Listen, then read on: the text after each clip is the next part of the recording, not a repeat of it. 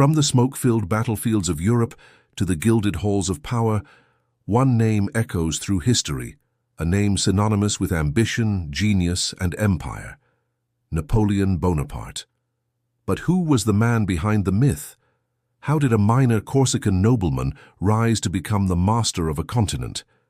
Join us as we unravel the epic story of Napoleon, a tale of revolution, war, and a legacy that forever changed the world. Our story begins not in Paris, but on the rugged island of Corsica in 1769. Born Napoleonic Bonaparte, he was an outsider, a fiery, intelligent boy who felt more Italian than French. Sent to military school in mainland France, he was often teased for his accent and modest background. But this isolation forged an iron will and a relentless drive to prove himself. He devoured books on history, strategy, and mathematics, his mind a sponge for knowledge that would one day conquer kingdoms. Then came the French Revolution, a storm of chaos and opportunity. As the old order crumbled, young, talented officers were in high demand. In 1793, at the siege of Toulon, the 24-year-old Captain Bonaparte seized his chance. With a brilliant and daring artillery plan, he drove the British and Royalist forces from the city, earning a promotion to brigadier general. His star was on the rise. He was no longer just a Corsican outsider. He was a hero of the Republic. Paris was a whirlwind of political intrigue. Napoleon navigated it with skill, surviving the fall of Robespierre and the Reign of Terror. His decisive action in 1795, famously dispersing a royalist mob with a whiff of grapeshot, made him the savior of the Directory, the new French government. His reward, command of the French army in Italy. It was a poorly supplied, demoralized force, but in Napoleon's hands, it became an instrument of lightning conquest. The Italian campaign is a masterclass in military genius. Outnumbered and outgunned, Napoleon used speed, surprise, and strategic brilliance to defeat the Austrian and Sardinian armies again and again. Victories at Lodi, Arcole, and Rivoli became legendary. He wasn't just a general, he was a leader who inspired fanatical loyalty. He spoke to his soldiers as equals, promising them honor, glory, and riches. He returned to France a national icon, the most famous man in the country. But his ambition knew no bounds. Looking for his next triumph, he convinced the Directory to approve a bold, almost fantastical expedition to Egypt in 1798. His aim was to disrupt British trade routes to India. While his initial military campaign was successful, including the Battle of the Pyramids, the British Royal Navy under Admiral Horatio Nelson annihilated his fleet at the Battle of the Nile. Napoleon and his army were trapped. While the Egyptian campaign was ultimately a military failure, it had a profound cultural impact.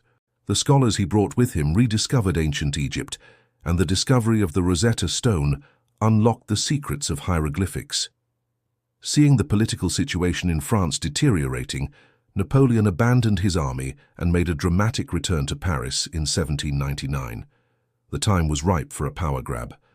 On the 18th of Brumaire, in a daring coup d'etat, Napoleon overthrew the weak and corrupt Directory. He established a new government, the Consulate, with himself as first consul. At just 30 years old, he was the effective ruler of France. The revolution had come full circle, ending not with a king but with a military dictator who promised order, stability, and glory. As first consul, Napoleon proved to be as brilliant a statesman as he was a general. He set about rebuilding France from the ashes of revolution. He centralized the government, reformed the banking system, and revitalized the economy. He championed education, creating the lycées, the secondary schools, that still form the basis of the French system today. His most enduring achievement was the Napoleonic Code. This revolutionary legal framework swept away the feudal confusion of the old laws, establishing principles of legal equality, religious toleration, and property rights.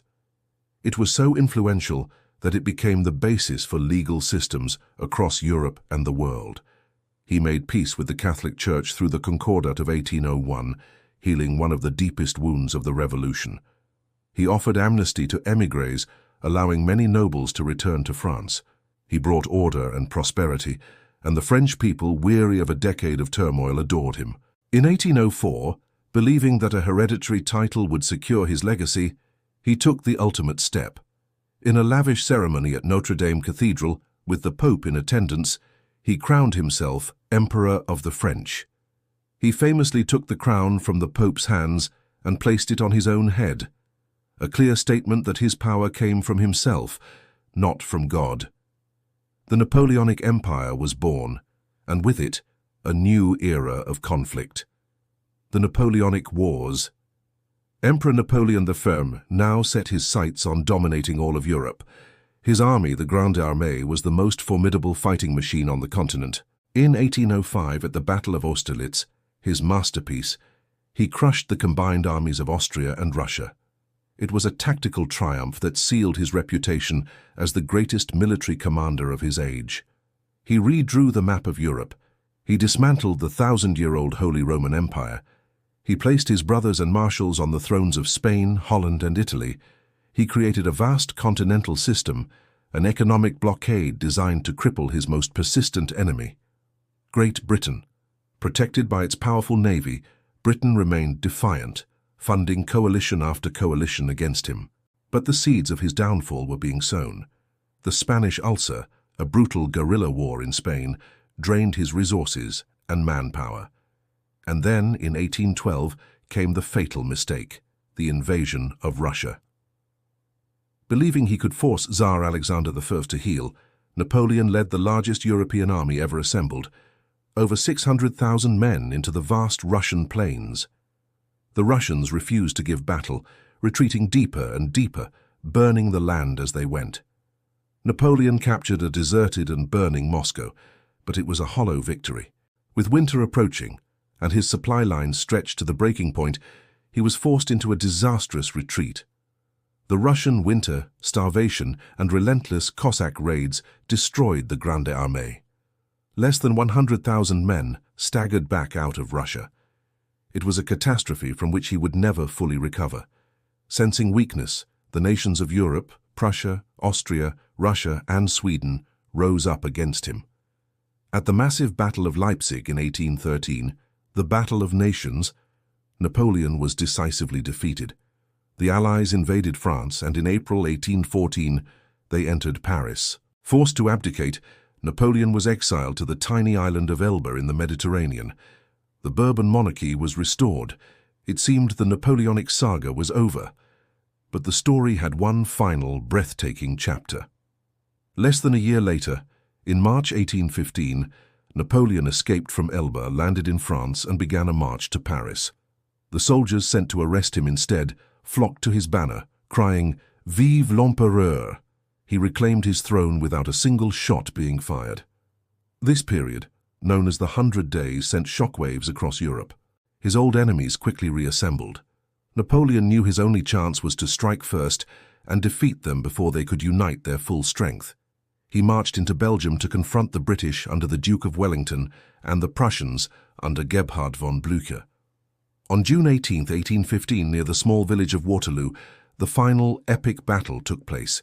It was a brutal, close-run contest, but the timely arrival of the Prussian army turned the tide. The French army was shattered. This time there would be no second chances.